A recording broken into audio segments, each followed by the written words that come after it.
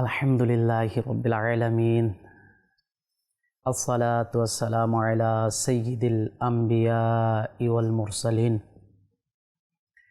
আম্মা বা'দ ফাআউযু বিল্লাহি মিনাশ শাইতানির রাজীম বিসমিল্লাহির রহমানির রহিম আসসালাতু ওয়াসসালামু আলাইকা ইয়া রাসূলুল্লাহ ওয়া আলা আলিকা ওয়া আসহাবিকা ইয়া হাবিবাল্লাহ আসসালাতু ওয়াসসালামু আলাইকা ইয়া নবিয়াল্লাহ ওয়া আলা আলিকা ওয়া আসহাবিকা ইয়া নূরাল্লাহ। প্রিয় ইসলামী ভাইরা এবং মাদানী চ্যানেল বাংলার দর্শকবৃন্দ, আবারও উপস্থিত হলাম মাদানী চ্যানেল বাংলার ধারাবাহিক অনুষ্ঠান পবিত্র স্মৃতিচিহ্ন নিয়ে। যে যেখান থেকে আমাদের এই অনুষ্ঠান দেখছেন, কাছে কিংবা দূরে, দেশে কিংবা প্রবাসে, সবাইকে জানাই আন্তরিক মোবারকবাদ ও অভিনন্দন। আমাদের প্রিয় নবী রাসূল আরবি মাক্কি মাদানী সুলতান রাসূল সাল্লাল্লাহু তাআলা আলাইহি ওয়াসাল্লামের উপর দুরূদ শরীফ পাঠ করার অসংখ্য অগণিত ফজিলত এবং বরকত রয়েছে। হযরতে সাইয়্যিদুনা আনাস রাদিয়াল্লাহু তাআলা আনহু থেকে বর্ণিত, রাসূল পাক সাল্লাল্লাহু তাআলা আলাইহি ওয়াসাল্লাম ইরশাদ করেন, যখন আল্লাহ পাকের জন্য পরস্পর ভালোবাসা পোষণকারী দুইজন বন্ধু মিলিত হয় এবং মুসাফাহা করে আর নবী করিম রউফুর রহিম সাল্লাল্লাহু তাআলা আলাইহি ওয়াসাল্লামের উপর দুরূদ শরীফ পাঠ করে, তবে তাদের পৃথক হওয়ার পূর্বেই তাদের পূর্বের উপরের গুনাহগুলো ক্ষমা করে দেওয়া হয়। সুবহানাল্লাহ, সুবহানাল্লাহ। প্রিয় ইসলামী ভাইরা, আমরা প্রতিনিয়ত আমাদের বন্ধু, ভাই, আত্মীয় স্বজনের সাথে সাক্ষাৎ করে থাকি। সাক্ষাতের সময় হয়তো আমরা মুসাফাহ করি, আর যদি মুসাফাহ না করে থাকি তাহলে উচিত মুসাফাহ করা। কেননা এটা আল্লাহর হাবিব সাল্লাল্লাহু আলাইহি ওয়াসাল্লামের সুন্নতে মোবারকা রয়েছে। রাসূল বলেন, যে আমার সুন্নতকে ভালোবাসলো সেজন্য আমি নবীকে ভালোবাসলো, আর যে আমাকে ভালোবাসবে সে আমার সাথে জান্নাতে থাকবে। আর স্মরণ করে রাসূলের উপর দুরূদ শরীফও পাঠ করে নেওয়া। কেননা আমরা যদি মুসাফা করি আর আল্লাহর হাবিব সাল্লাল্লাহু আলাইহি ওয়াসাল্লামের উপর দুরূদ শরীফ পাঠ করি, তাহলে আল্লাহ তাআলা আমাদের পূর্বের এবং পরের গুনাহগুলোকে ক্ষমা করে দিবেন।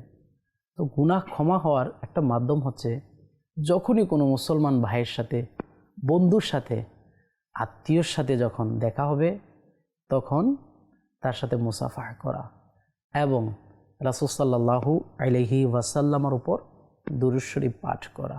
সাল্লাল্লাহু আলাল হাবিব সাল্লাল্লাহু তাআলা আলা মুহাম্মদ সাল্লাল্লাহু তাআলা আলাইহি ওয়াসাল্লাম। প্রিয় ইসলামী ভাইরা এবং মাদানী চ্যানেল বাংলার দর্শকবৃন্দ, আপনারা দেখছেন অনুষ্ঠান পবিত্র স্মৃতিচিহ্ন, অর্থাৎ তাবারুকাত, এমন স্থান যা কোনো নেককার বান্দা, ওলি, সাহাবী অথবা নবীর সাথে সম্পর্ক রাখে, স্থান বা বস্তু যার মাধ্যমে বরকত অর্জন করা যায়, রহমত অর্জন করা যায়, গুনাহকে ক্ষমা করানো যায়, তাকে বলা হয় তাবারুকাত বা পবিত্র স্মৃতিচিহ্ন। আজকে আমরা আল্লাহ পাকের সর্বশেষ নবী রাসূল হাশিমি সাল্লাল্লাহু তাআলা আলাইহি ওয়াসাল্লামের সাথে সম্পর্ক রাখে এমন একটি স্থান, পবিত্র স্মৃতিচিহ্নের আলোচনা শ্রবণ করব। হযরতে আল্লামা কুতুবউদ্দিন রহমতুল্লাহি তাআলা আলাইহি বলেন, হুজুর আকরাম নূরে মুজাসসাম সাল্লাল্লাহু তাআলা আলাইহি ওয়াসাল্লামের পবিত্র জন্মগ্রহণের স্থানে দোয়া কবুল হয়ে থাকে। সুবহানাল্লাহ, কতই উত্তম স্থান, যে স্থানে আল্লাহর হাবিব জন্মগ্রহণ করেছেন, যে স্থানে আল্লাহর হাবিব আমাদের জন্য রহমত স্বরূপ এসেছেন। মারওয়া পর্বতের অপর প্রান্তে যে ঘেরাওকৃত জায়গাটি রয়েছে, স্থানটি রয়েছে, সেই স্থানটি আল্লাহর হাবিব হাবিবুল হাবিব সাল্লাল্লাহু আলাইহি ওয়াসাল্লামের পবিত্র জন্মস্থান। দূর থেকে দৃষ্টিগোচর হবে। খলিফা হারুনুর রশিদ রহমতুল্লাহি তাআলা আলাইহি এর আম্মাজান রহমতুল্লাহি তাআলা আলাইহা এখানে মসজিদ নির্মাণ করে দিয়েছেন। বর্তমানে এই মহান বরকতময় স্থানটিতে একটি লাইব্রেরি রয়েছে, যেখানে সাইনবোর্ডে লেখা রয়েছে মাকতাবাতুল মোকাররমা। জি প্রিয় ইসলামী ভাইরা, রাসূল সাল্লাল্লাহু আলাইহি ওয়াসাল্লামের পবিত্র জন্মস্থানে বর্তমানে একটি লাইব্রেরি রয়েছে। আমরা যখনই সেখানে যাব, নিজের জন্য, নিজের পরিবার পরিজনের জন্য দোয়া করে নিব। কেননা আল্লামা কুতুবউদ্দিন রহমতুল্লাহ তাআলা বলেন, রাসূল সাল্লাল্লাহু আলাইহি ওয়াসাল্লামের জন্মস্থানে, জন্মের যে জায়গা রয়েছে, ওই স্থানে দোয়া কবুল হয়ে থাকে। সাল্লু আলাল হাবিব সাল্লাল্লাহু তাআলা আলা মুহাম্মদ। মক্কায় মুকাররমার আরেকটি পবিত্র স্থান হচ্ছে জাবালে আবু কুবাইস। এটি পৃথিবীর সব থেকে পুরাতন, প্রাচীন তথা সর্বপ্রথম পাহাড়। এটি মসজিদে হারামের বাহিরে সাফা এবং মারওয়ার পাহাড়ের পাশেই অবস্থিত। এই পাহাড়ে দোয়া কবুল হয়ে থাকে। সুবহানাল্লাহ। মক্কাবাসীরা অনাবৃষ্টির সময় এই পাহাড়ে এসেই দোয়া করত। হাদিস শরীফে বর্ণিত রয়েছে, হাজরে আসওয়াদ জান্নাত থেকে এখানেই অবতীর্ণ হয়েছিল। সুবহানাল্লাহ, সুবহানাল্লাহ। এই পাহাড়কে আল আমিনও বলা হয়, কেননা তুফানে নূহ অর্থাৎ নূহ আলাইহিস সালাতু ওয়াস সালামের যুগে যে তুফান হয়েছিল, যে প্লাবন হয়েছিল, ওই সময় হাজরে আসওয়াদ এই পাহাড়েই পরিপূর্ণভাবে সংরক্ষিত ছিল। এক বর্ণনা অনুযায়ী কাবা শরীফ নির্মাণের প্রাক্কালে এই পাহাড়টি হযরত সাইয়্যিদুনা ইব্রাহিম আলা নবীনা ওয়া আলাইহিস সালাতু ওয়াস সালামকে ডাক দিয়ে বলছিল, হাজরে আসওয়াদ এখানেই। সুবহানাল্লাহ, সুবহানাল্লাহ। পাহাড়ও ইব্রাহিম আলা নবীনা ওয়া আলাইহিস সালাতু ওয়াস সালামের সাথে কথা বলেছেন, এবং হাজরে আসওয়াদ যে ওই জায়গায় সংরক্ষিত রয়েছে তাও বলে দিয়েছেন। সুবহানাল্লাহ। বর্ণিত রয়েছে, আমাদের প্রিয় নবী সাল্লাল্লাহু তাআলা আলাইহি ওয়াসাল্লাম এই পাহাড়ে আরোহণ করেই চাঁদকে দ্বিখণ্ডিত করেছিলেন। সুবহানাল্লাহ। আল্লাহর হাবিব সাল্লাল্লাহু আলাইহি ওয়াসাল্লাম এই পাহাড়ে আরোহণ করেই চাঁদকে দ্বিখণ্ডিত করেছিলেন। সুবহানাল্লাহ, সুবহানাল্লাহ। আল্লাহর হাবিব সাল্লাল্লাহু আলাইহি ওয়াসাল্লামের মহান মুজিজা চাঁদকে দ্বিখণ্ডিত করা। আল্লাহর হাবিব হাবিবুল হাবিব সাল্লাল্লাহু তাআলা আলাইহি ওয়াসাল্লামের কাছে যখন মক্কার বিধর্মীগণ আরজ করল যে, হে মুহাম্মদ সাল্লাল্লাহু তাআলা আলাইহি ওয়াসাল্লাম, আপনি যদি নবী হয়ে থাকেন তাহলে চাঁদকে দ্বিখণ্ডিত করে দেখান, তখন আল্লাহর হাবিব সাল্লাল্লাহু আলাইহি ওয়াসাল্লাম এই পাহাড়েই উঠে চাঁদকে দ্বিখণ্ডিত করার মুজিজা দেখিয়েছেন, যা আল্লাহ তাআলা পবিত্র কোরআনুল কারীমের মধ্যে ইরশাদ করেছেন। আলা হযরত রাহমাতুল্লাহি তাআলা বলেন, ইয়া রাসূলুল্লাহ সাল্লাল্লাহু আলাইহি ওয়াসাল্লাম, আপনার মর্জি যখন পেয়েছে, ডুবন্ত সূর্য আবার তার স্থানে ফিরে এসেছে, আপনার পবিত্র আঙ্গুল যখন উঠেছে, তখন চাঁদ তার কলিজাকে ছিঁড়ে দিয়েছে। সুবহানাল্লাহ, সুবহানাল্লাহ। যেহেতু এই পাহাড়টি মক্কা শরীফের মাঝখানে অবস্থিত ছিল, অতএব এখান থেকে চাঁদ দেখা যেত। প্রথম ও দ্বিতীয়, তৃতীয় তারিখের চাঁদকে বলা হয় হেলাল। তাই এই স্থানটিতে স্মৃতিস্বরূপ মসজিদে হেলাল নির্মাণ করা হয়েছে। অনেকে একে মসজিদে বেলালও বলে থাকেন রাদিয়াল্লাহু তাআলা আনহু। এই পাহাড়ে এখন শাহী মহল নির্মাণ করা হয়েছে। এক বর্ণনায় এটাও এসেছে যে হযরত সাইয়্যিদুনা আদম সফিউল্লাহ আলা নবীনা ওয়া আলাইহিস সালাতু ওয়াস সালাম এই আবু কুবাইস পাহাড়ি গারুল কানজ এ দাফন হয়েছেন। পক্ষান্তরে অপর এক নির্ভরযোগ্য বর্ণনা অনুযায়ী মসজিদে খাইফে দাফন হয়েছেন। সুবহানাল্লাহ। এক বর্ণনায় এটাও এসেছে যে আমাদের আদি পিতা আদম আলাইহিস সালাতু ওয়াস সালাম এই পাহাড়েই দাফন হয়েছে। এই পাহাড়েই আমাদের আদি পিতা আদম আলা নবীনা ওয়া আলাইহিস সালাতু ওয়াস সালামের কবর মোবারক, রওজা মোবারক রয়েছে। মক্কায় মুকাররমার আরেকটি পবিত্র স্মৃতি চিহ্ন হচ্ছে হযরত খাদিজাতুল কুবরা রাদিয়াল্লাহু তাআলা আনহার ঘর। সুবহানাল্লাহ, সুবহানাল্লাহ। হযরত খাদিজাতুল কুবরা রাদিয়াল্লাহু তাআলা আনহা হচ্ছে আল্লাহ পাকের সর্বশেষ নবী সাল্লাল্লাহু আলাইহি ওয়াসাল্লামের প্রথম স্ত্রী, যিনি প্রথম মহিলাদের মধ্যে প্রথম ইসলাম ধর্ম গ্রহণ করেছিলেন, যিনি আল্লাহর হাবিব সাল্লাল্লাহু আলাইহি ওয়াসাল্লামকে সারাটি জীবন ইসলামের কাজে সহযোগিতা করেছেন। আল্লাহর হাবিব সাল্লাল্লাহু আলাইহি ওয়াসাল্লামকে দেখভাল করেছেন, খিদমত করেছেন। রাসূল সাল্লাল্লাহু আলাইহি ওয়াসাল্লামের পাশে থেকে রাসূল সাল্লাল্লাহু আলাইহি ওয়াসাল্লামকে সহযোগিতা করেছেন। খাতামুল মুরসালিন রাহমাতুল লিল আলামিন সাল্লাল্লাহু তাআলা আলাইহি ওয়াসাল্লাম যতদিন পর্যন্ত মক্কা শরীফে অবস্থান করেছিলেন ততদিন এই মহান গড়েই বসবাস করতেন। সুবহানাল্লাহ, সুবহানাল্লাহ। রাসূল সাল্লাল্লাহু আলাইহি ওয়াসাল্লামের 3 জন শাহজাদা, 4 জন শাহজাদি ছিলেন। রাসূল সাল্লাল্লাহু আলাইহি ওয়াসাল্লামের বড় শাহজাদা সাইয়্যিদুনা ইব্রাহিম রাদিয়াল্লাহু তাআলা আনহু ছাড়া সকল সন্তান, এমনকি প্রিয় নবী সাল্লাল্লাহু আলাইহি ওয়াসাল্লামের প্রিয় কন্যা ফাতেমাতুজ জোহরা রাদিয়াল্লাহু তাআলা আনহা সহ এই গড়েই জন্মগ্রহণ করেছেন। সুবহানাল্লাহ, সুবহানাল্লাহ। কেমন মর্যাদাপূর্ণ স্থান, কেমন মর্যাদাপূর্ণ ঘর, যেই ঘরে আল্লাহর হাবিব সাল্লাল্লাহু আলাইহি ওয়াসাল্লামের বড় শাহজাদা ব্যতীত বাকি যে 2 জন শাহজাদা রয়েছে এবং শাহজাদি যারা রয়েছেন ফাতেমাতুজ জোহরা রাদিয়াল্লাহু তাআলা আনহা সহ এই ঘরের মধ্যেই জন্মগ্রহণ করেছেন। এই ঘরের মধ্যেই ওনারা দুনিয়ার মধ্যে আগমন করেছেন। সুবহানাল্লাহ, সুবহানাল্লাহ।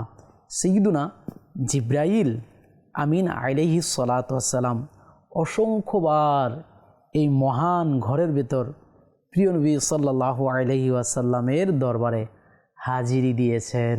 সুবহানাল্লাহ।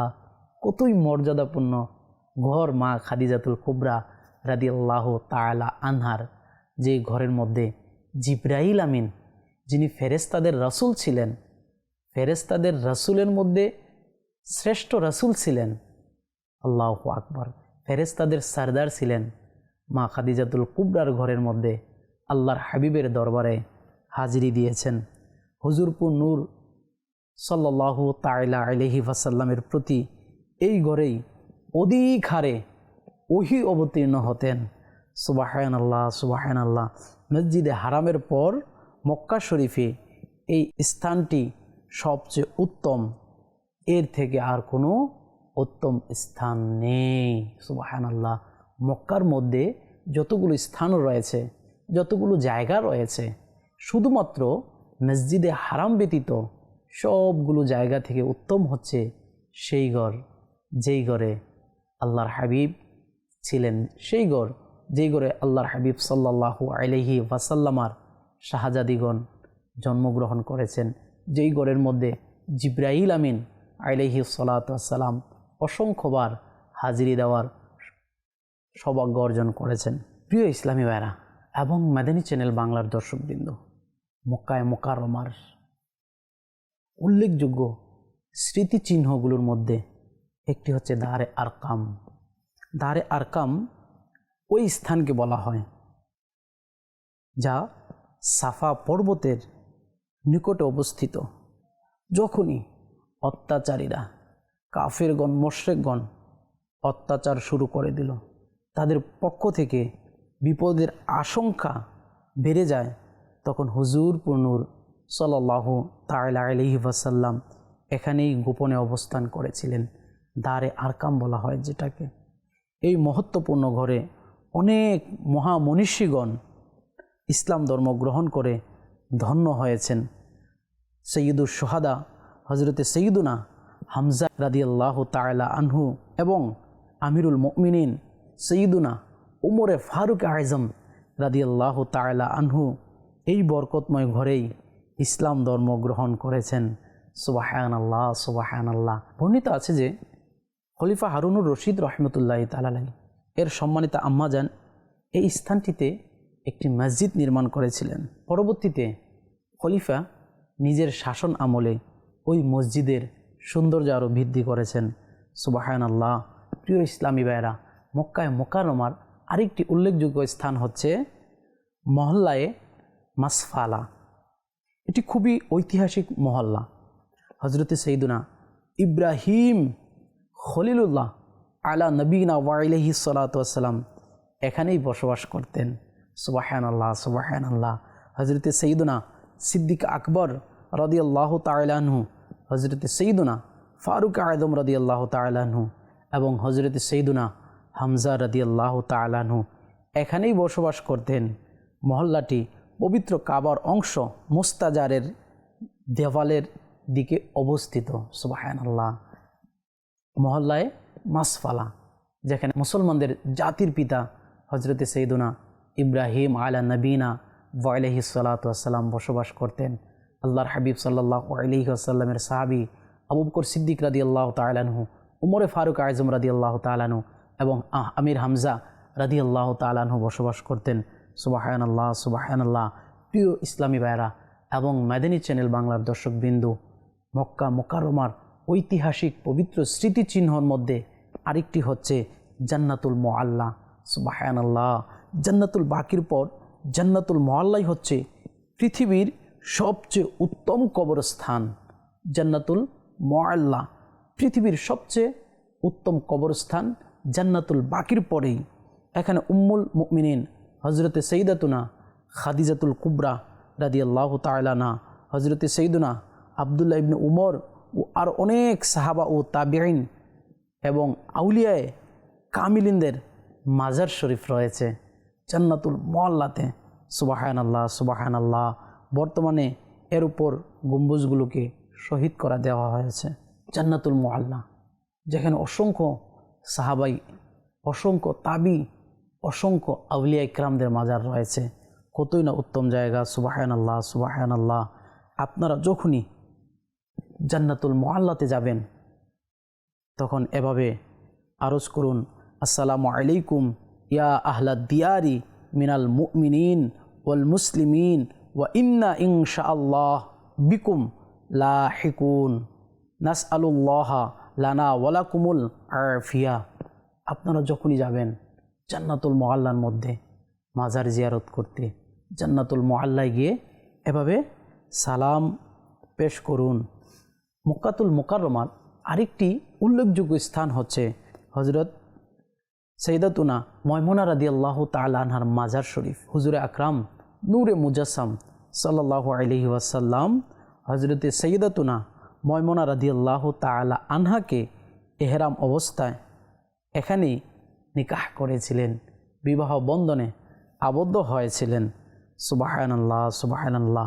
মদিনায় নাওয়ারিয়া রাস্তার নিকটবর্তী শরফ নামক স্থানে এই মাজার শরীফটি অবস্থিত রয়েছে। এই মাজার শরীফটি যদিও মক্কায় মুকাররমার বাহিরে রয়েছে। সুবহানাল্লাহ সুবহানাল্লাহ। আমরা যখনই যাব তখন আল্লাহর ওলি এবং সাহাবে রসুল, তাবিঈন, তাবিঈনদের যে মাজারগুলো রয়েছে আমরা জিয়ারত করে নিব। ওনাদের মাজারগুলো থেকে আমরা ফয়েজ ও বরকত হাসিল করে নিব। হজরতে বুরাইদা রাদিয়াল্লাহু তাআলা আনহু থেকে বর্ণিত, তিনি বলেন, আল্লাহর হাবিব সাল্লাল্লাহু আলাইহি ওয়াসাল্লাম ইরশাদ করেছেন, আমি তোমাদেরকে কবর জিয়ারত করতে নিষেধ করেছিলাম, এখন আমি তোমাদেরকে অনুমতি দিচ্ছি, কবর জিয়ারত করো। সুবহানাল্লাহ সুবহানাল্লাহ। তাছাড়া আল্লাহর হাবিব সাল্লাল্লাহু আলাইহি ওয়াসাল্লাম নিজেও কবর জিয়ারত করেছেন। জি হ্যাঁ প্রিয় ইসলামী ভাইয়েরা, আমাদের প্রিয় নবী মাক্কি মাদানী মুস্তাফা সাল্লাল্লাহু তাআলা আলাইহি ওয়াসাল্লাম উহুদ যুদ্ধে শহীদদের কবর জিয়ারত করার জন্য গমন করতেন। সুবহানাল্লাহ সুবহানাল্লাহ। এবং তাদের জন্য দোয়া করতেন। আর এটাও ইরশাদ করলেন যে তোমরা কবর জিয়ারত করো, তা দুনিয়ার প্রতি অনাসক্তির কারণ এবং আখিরাতকে স্মরণ করিয়ে দেয়। সুবহানাল্লাহ, সুবহানাল্লাহ। আমরা কবর জিয়ারত সম্পর্কে শুনতে পেলাম আল্লাহর হাবিব বলেছেন কবর জিয়ারত করার জন্য। আল্লাহর হাবিব নিজেও কবর জিয়ারত করেছেন এবং বলেছেন কবর জিয়ারত করলে আখিরাতকে স্মরণ করে দেয়। আপনারা যখনই মক্কা নগরীতে যাবেন তখন ময়মুনা রাদিয়াল্লাহু তাআলা আনহা এবং অন্যান্য যেই সাহাবী রয়েছে, তাবিঈনদের মাজার রয়েছে, কবরগুলো রয়েছে, তা জিয়ারত করার সৌভাগ্য অর্জন করুন।